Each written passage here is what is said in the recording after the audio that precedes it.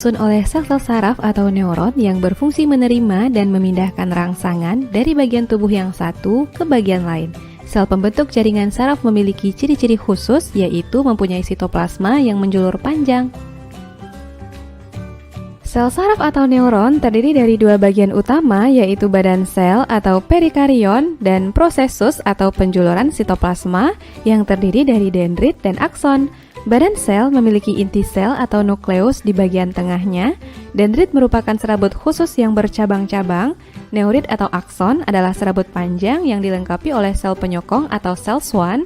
Sel swan ini diselubungi oleh selubung mielin dan saling dihubungkan oleh nodus Ranvier. Pada ujung neuron terdapat sinapsis yang akan menghubungkan neuron satu dan neuron lainnya. Setiap bagian neuron memiliki fungsinya masing-masing. Dendrit bertugas untuk menerima impuls dan menghantarkannya ke badan sel. Badan sel akan menerima impuls dari dendrit dan meneruskannya ke akson. Dalam badan sel terdapat nukleus untuk mengatur semua aktivitas sel. Akson atau neurit akan menerima impuls dan menghantarkannya ke sinapsis. Nodus Ranvier terdapat di sepanjang akson akan mempercepat penghantaran impuls.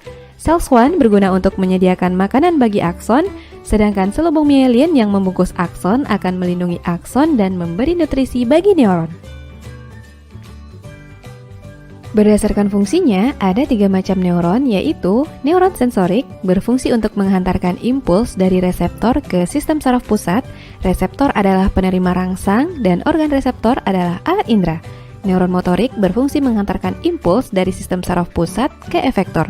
Efektor berupa otot dan kelenjar. Sedangkan neuron asosiasi berfungsi menghubungkan neuron sensorik dan neuron motorik. Neuron asosiasi terdapat dalam otak dan sumsum tulang belakang.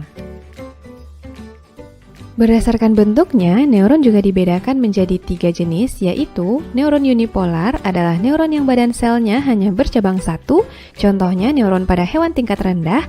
Neuron bipolar adalah neuron yang badan selnya bercabang 2, yaitu dendrit dan akson. Kedua cabang muncul dari 2 ujung badan sel, contohnya neuron pada retina mata, epitel olfaktori hidung, dan koklea telinga. Neuron multipolar adalah neuron yang badan selnya memiliki banyak dendrit dan 1 akson, contohnya neuron motorik yang keluar dari sumsum tulang belakang.